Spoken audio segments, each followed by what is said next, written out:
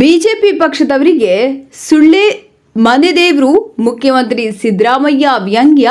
ಸಂಸದ ಮುನಿಸ್ವಾಮಿಯವರನ್ನು ಯಾವತ್ತಿಗೂ ಗೆಲ್ಲಿಸಬಾರದು. ಮುಖ್ಯಮಂತ್ರಿ ಸಿದ್ದರಾಮಯ್ಯ ಚಿಂತಾಮಣಿ ವಿಧಾನಸಭಾ ಕ್ಷೇತ್ರದಲ್ಲಿ ಜಿಲ್ಲಾಡಳಿತ ವತಿಯಿಂದ 5 ಗ್ಯಾರಂಟಿಗಳ ಅಭಿವೃದ್ಧಿ ಹಾಗೂ ವಿವಿಧ ಕಾಮಗಾರಿಗಳ ಶಂಕುಸ್ಥಾಪನೆ, 53 ಕೋಟಿ ರೂಪಾಯಿಗಳ ಐಸ್ ಕ್ರೀಂ ಪಾರ್ಲರ್, ಕೋಲಾರ ಹಾಲು ಒಕ್ಕೂಟದ ಆಡಳಿತ ಕಚೇರಿ, 12 ಮೆಗಾವ್ಯಾಟ್ ಎಲೆಕ್ಟ್ರಿಕ್ ಪವರ್ ಪ್ಲಾಂಟ್ಗೆ ಇಂದು ಶಂಕುಸ್ಥಾಪನೆ ಕಾರ್ಯಕ್ರಮಕ್ಕೆ ಮುಖ್ಯಮಂತ್ರಿ ಸಿದ್ದರಾಮಯ್ಯ ದೀಪ ಬೆಳಗುವುದರ ಮೂಲಕ ಉದ್ಘಾಟಿಸಿದರು. ಕಾರ್ಯಕ್ರಮವನ್ನು ಉದ್ದೇಶಿಸಿ ಮಾತನಾಡಿದ ಮುಖ್ಯಮಂತ್ರಿ ಸಿದ್ದರಾಮಯ್ಯನವರು, ಚಿಂತಾಮಣಿ ಶಾಸಕರು ಕ್ರಿಯಾಶೀಲ ವ್ಯಕ್ತಿ ಹಾಗೂ ಜನಪರ ಕಾಳಜಿ ವಹಿಸಿರುವ ವ್ಯಕ್ತಿ ಎಂದರೆ ನಿಮ್ಮ ನಾಯಕ ಎಂಸಿ ಸುಧಾಕರ್ ಅವರಿಗೆ ರಾಜಕೀಯದಲ್ಲಿ ಮುಂದಿನ ದಿನಗಳಲ್ಲಿ ಇನ್ನೂ ಭವಿಷ್ಯವಿದೆ ಎಂದು ಈ ಕಾರ್ಯಕ್ರಮದಲ್ಲಿ ಸಿಎಂ ಸಿದ್ದರಾಮಯ್ಯನವರು ಭವಿಷ್ಯ ನುಡಿದರು. ಚುನಾವಣೆ ಪೂರ್ವದಲ್ಲಿ ಜನತೆಗೆ ಅನೇಕ ಭರವಸೆಗಳನ್ನು ನೀಡಿದ್ದೇವೆ.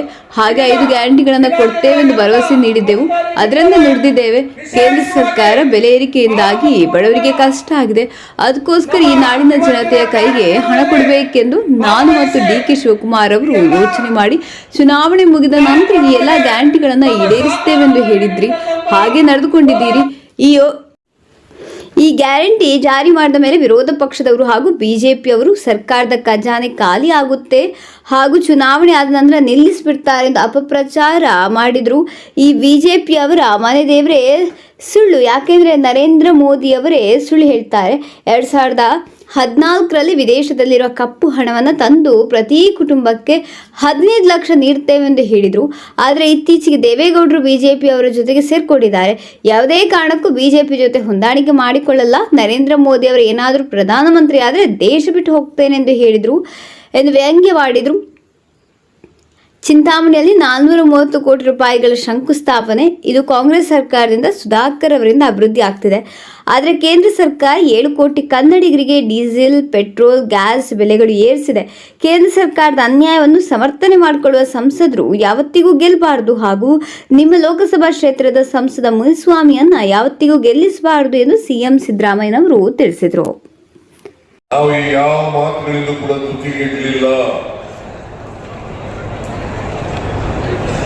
ಜೂನ್ 11ನೇ ತಾರೀಕು 2023 ಶಕ್ತಿ ಯೋಜನೆಗೆ ಚಾಲನೆಯನ್ನು ಕೊಟ್ಟರು. ಶಕ್ತಿ ಯೋಜನೆಗೆ ಚಾಲನೆಯನ್ನು ಕೊಟ್ಟರು. ಇವತ್ತಿಗೆ 170 ಕೋಟಿ ರಾಜ್ಯದಲ್ಲಿ 170 ಕೋಟಿ ಮಹಿಳೆಯರು ಉಚಿತವಾಗಿ ಬಸ್ನಲ್ಲಿ ಪ್ರಯಾಣ ಮಾಡಿದ್ದಾರೆ. ಯಾವಾರು ಮಾಡಿದ್ರ? ಹಿಂದೆ ಬಿಜೆಪಿ ಕಾಲದಲ್ಲಿ ಸ್ವಾತಂತ್ರ್ಯ ಭಾರತದಲ್ಲಿ ಯಾವಾರು ಮಾಡಿದ್ರ? ಇದನ್ನು ಮಾಡಿರೋರು ಕಾಂಗ್ರೆಸ್ ಸರ್ಕಾರ, ನಮ್ಮ ಸರ್ಕಾರ, ನಿಮ್ಮ ಸರ್ಕಾರ ಅಂತಕ್ಕಂಥದ್ದು ತಿಳಿಸ್ಲಿಕ್ಕೆ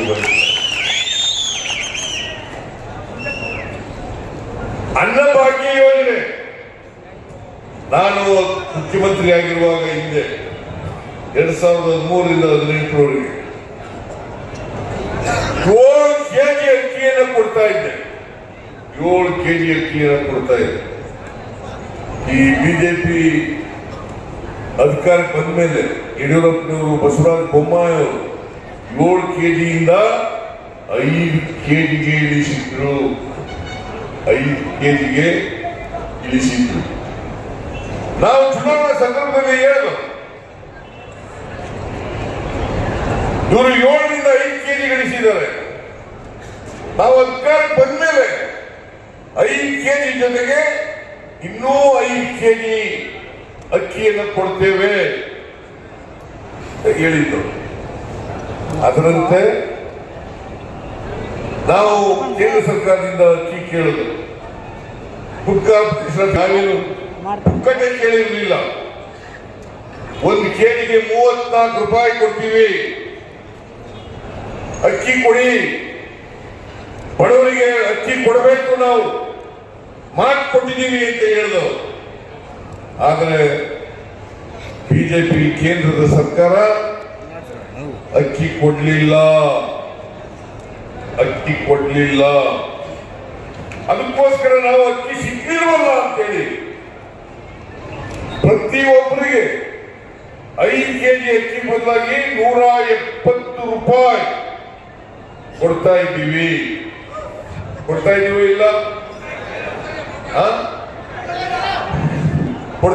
ಇಲ್ಲ? ಸುಮ್ಮನೆ ಕೂತ್ಕೊಂಡು ಹೆಂಗ ಅರ್ಥ ಆಗ್ಬೇಕು ನನಗೆ? ಇಲ್ವೋ? ಎಲ್ಲ ಕೈಗೆತ್ತಿ ನೋಡೋಣ.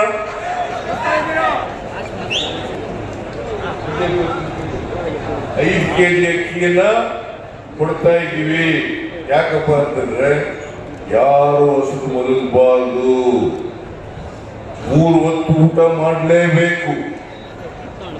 ಕರ್ನಾಟಕ ಹಸಿವು ಮುಕ್ತ ರಾಜ್ಯ, ಕರ್ನಾಟಕ ಹಸಿವು ಮುಕ್ತ ರಾಜ್ಯ ಆಗ್ಬೇಕು. ಎಲ್ಲ ಬಡವರು ಕೂಡ ಶ್ರೀಮಂತ ತರನೇ ಊಟ ಮಾಡ್ತಕ್ಕಂಥ ವ್ಯವಸ್ಥೆ ಕರ್ನಾಟಕ ಕೊಟ್ಟಿದ್ದೀವಿ. ಗೃಹ ಜ್ಯೋತಿ, ಯಾರು 200 ಯೂನಿಟ್ ವರೆಗೆ ವಿದ್ಯುತ್ ಶಕ್ತಿಯನ್ನು ಬಳಸ್ತಾರೆ ಪ್ರತಿ ತಿಂಗಳು, ಅವರಿಗೆ ಉಚಿತವಾಗಿ ವಿದ್ಯುತ್ ಅನ್ನ ಕೊಡ್ತಾ ಇದ್ದೀವಿ. ಸರ್ಕಾರ ಕರ್ನಾಟಕ ಎಲೆಕ್ಟ್ರಿಸಿಟಿ ಬೋರ್ಡ್ಗೆ ದುಡ್ಡನ್ನ ಕಟ್ಕೊಡ್ತಾ ಇದೆ. 200 ಯೂನಿಟ್ ವರೆಗೆ ಫ್ರೀಯಾಗಿ ಕರೆಂಟ್ ಕೊಡ್ತಾ ಇದೀವಲ್ಲ, ನಾವು ಕೊಡ್ತಾ ಇದೀವ ಇಲ್ಲ? 200 ಯೂನಿಟ್ ವರೆಗೆ ಆಗ್ತದೆ. ಗೃಹ ಜ್ಯೋತಿ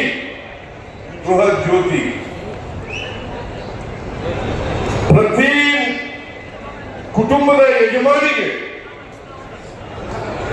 ಆ ಗೃಹಲಕ್ಷ್ಮಿ ಕಾರ್ಯಕ್ರಮ, ಪ್ರತಿ ಕುಟುಂಬದ ಯಜಮಾನಿಗೆ ತಿಂಗಳಿಗೆ 2,000 ರೂಪಾಯಿ. ಆಮೇಲೆ 53 ಕೋಟಿ ವೆಚ್ಚದಲ್ಲಿ 10,000 ಲೀಟರ್ ಸಾಮರ್ಥ್ಯದ ನಂದಿನಿ ಐಸ್ ಕ್ರೀಮ್ ಉತ್ಪಾದನಾ ಘಟಕ ಸ್ಥಾಪನೆ ಮಾಡ್ತಾ ಇದ್ದಾರೆ. ಅದು ಚಿಂತಾಮಣಿಯಲ್ಲಿ. ಆಮೇಲೆ ಈ 12 ಮೆಗಾವ್ಯಾಟ್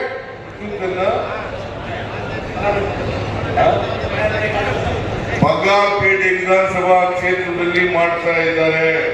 ಇವೆಲ್ಲಕ್ಕೂ ನಾನೇ ಐಸ್ ಕ್ರೀಮ್ ಮಾಡೋದು ಪರ್ಮಿಷನ್ ಕೊಟ್ಟೆ. ಆಮೇಲೆ 12 ಮೆಗಾವ್ಯಾಟ್ ಉತ್ಪಾದನೆ ಮಾಡೋದು ಕೂಡ ಪರ್ಮಿಷನ್ ಕೊಟ್ಟೆ. ಜಾಗ 50 ಎಕರೆ ಜಾಗ ಈಗ ಸ್ವಾಧೀನ ಬಂದಿದೆ. ಇವೆಲ್ಲಕ್ಕೂ ಕೂಡ ಇವತ್ತು ಶಂಕುಸ್ಥಾಪನೆ ಉದ್ಘಾಟನೆ ಮಾಡ್ತಕ್ಕಂಥ ಕೆಲಸವನ್ನು ಮಾಡ್ತಾ ಇದ್ದೀವಿ. ಇವತ್ತು ಚಿಂತಾಮಣಿಯಲ್ಲಿ 431 ಕೋಟಿ ರೂಪಾಯಿಗಳ ಶಂಕುಸ್ಥಾಪನೆ, ಉದ್ಘಾಟನೆ, ಅಭಿವೃದ್ಧಿ ಕೆಲಸಗಳಿಗೆ ಚಾಲನೆ. ನೀವೇ ಸಾಕ್ಷಿ, ಬಿಜೆಪಿ ಹೇಳಬೇಕು.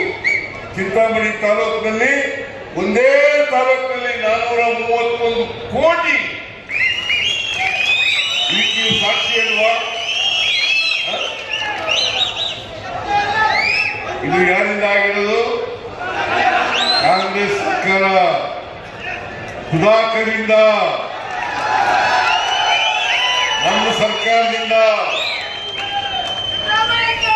ಬಿಜೆಪಿಯವರು ಅಭಿವೃದ್ಧಿ ಕೆಲಸ ಮಾಡಲಿಕ್ಕೆ ದುಡ್ಡಿಲ್ಲ. ನಾನು ಹೇಳ್ತೀನಿ, ಮುಂದಿನ ವರ್ಷದ ಬಜೆಟ್ನಲ್ಲಿ ಅಭಿವೃದ್ಧಿ ಕೆಲಸ, ಗ್ಯಾರಂಟಿ ಯೋಜನೆಗಳಿಗೆ ಸುಮಾರು 1,20,000 ಕೋಟಿ ರೂಪಾಯಿಗಳನ್ನು ಇಟ್ಟಿದ್ದೇವೆ. 1,20,000 ಕೋಟಿ. ಬರೀ ಅಭಿವೃದ್ಧಿ ಕೆಲಸಗಳಿಗೆ 58,000 ಕೋಟಿ. ಗ್ಯಾರಂಟಿ ಯೋಜನೆಗಳಿಗೆ 52,009 ಕೋಟಿ ಇಟ್ಟಿದ್ದೇವೆ. ಆಮೇಲೆ ನಿಲ್ಲಿಸ್ಕೊಡ್ತಾರೆ. ನಾನು ಹೇಳ್ತೀನಿ, ನಮಗೆ 5 ವರ್ಷ ಸರ್ಕಾರ ಮಾಡಲಿಕ್ಕೆ ಅವಕಾಶ ಕೊಟ್ಟಿದ್ದೀರಿ, ಮತ್ತೆ ನೀವನ್ನು ಬರ್ತೀವಿ ಅಂತ ಬೇರೆ ಪ್ರಶ್ನೆ. ನಾವೇ ಮತ್ತೆ ಸರ್ಕಾರಕ್ಕೆ ಬರೋರು ಬಿಜೆಪಿ ಯಾವ ಕಾರಣಕ್ಕೂ ಬಿಜೆಪಿ ಯಾವತ್ತಾರುವೆ ಜನರ ಆಶೀರ್ವಾದ ತಗೊಂಡು ಅಧಿಕಾರಕ್ಕೆ ಬಂದಿದ್ದಾರ?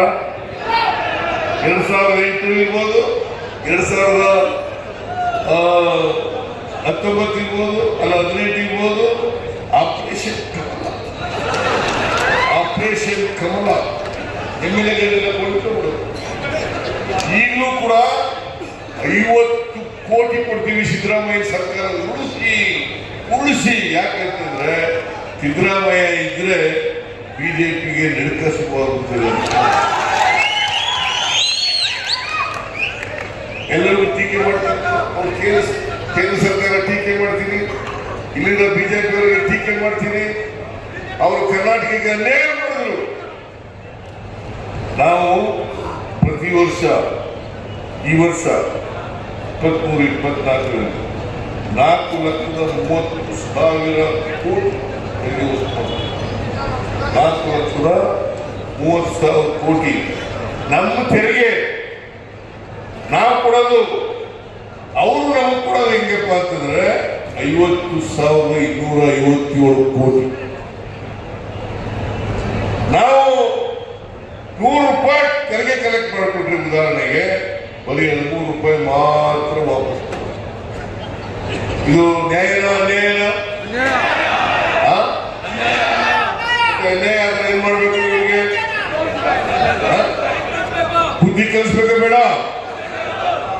ಈ ಅನ್ಯಾಯನ ಸಮರ್ಥನೆ ಮಾಡ್ಕೊತಾ ಇದ್ದಾರಲ್ಲ ಕರ್ನಾಟಕದ ಎಂಪಿಗಳು. ಯಾರು ಇಲ್ಲಿ MP ಯಾರು? ಒಂದು ನನ್ನ ಜೊತೆಯಲ್ಲಿ ನನ್ನ ಸೋದರನಾಗಿ ನನ್ನ ಜೊತೆಯಲ್ಲಿ ಈ ಐಸ್ ಕ್ರೀಮ್ ಘಟಕ ಚಿಂತಾಮಣಿಯಲ್ಲಿ ಆಗಲೇಬೇಕು ಅಂತಕ್ಕಂಥ ಒತ್ತಾಯವನ್ನ ನನ್ನ ಸೋದರ ಮಂತ್ರಿ ಆಗಿರ್ತಕ್ಕಂಥ ಶ್ರೀ ಬೈತಿ ಸುರೇಶ್ ಅವರು ಕಾರಣಕರ್ತರು ಅಂತಕ್ಕಂಥ ಮಾತನ್ನ ಈ ಸಂದರ್ಭದಲ್ಲಿ ನಮಗೆ ಹೇಳಲಿಕ್ಕೆ ಬಯಸ್ತೇನೆ. ಇನ್ನೊಂದು 12 ಮೆಗಾವ್ಯಾಟ್ ಉತ್ಪಾದನಾ ಸೋಲಾರ್ ಘಟಕ ಏನು ಆಗ್ಬೇಕಾದ್ರೆ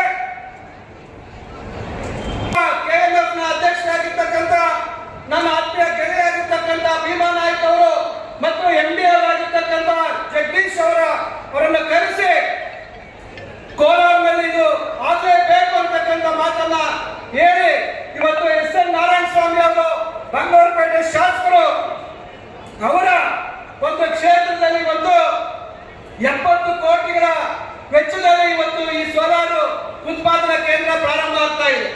ಇದರ ಜೊತೆಗೆ ಚಿಕ್ಕಬಳ್ಳಾಪುರದಲ್ಲಿ ಹಾಲು ನಮ್ಮ ಮೆಗಾ ಡೈರಿ ಆವರಣದಲ್ಲಿ 3,80,00,000ಕ್ಕೆ ಆಡಳಿತ ಕಟ್ಟಡವನ್ನು ಇವತ್ತು ನಾವು ಲೋಕಾರ್ಪಣೆಯನ್ನ ಮಾಡ್ತಾ ಇದ್ದೇವೆ. ಇದರ ಜೊತೆಯಲ್ಲಿ ಇವತ್ತು ಹಲವಾರು ಕಾರ್ಯಕ್ರಮಗಳನ್ನು ನಾವಿಲ್ಲಿ ಪ್ರಾರಂಭ ಮಾಡಿದ್ದೇವೆ. ವಿಶೇಷವಾಗಿ ಚಿಂತಾಮಣಿಯ ಜನರ ನಿರೀಕ್ಷೆಯಂತೆ ಮುಖ್ಯಮಂತ್ರಿಗಳ ಸಹಕಾರದಿಂದ ನಮ್ಮ ಚಿಂತಾಮಣಿಗೆ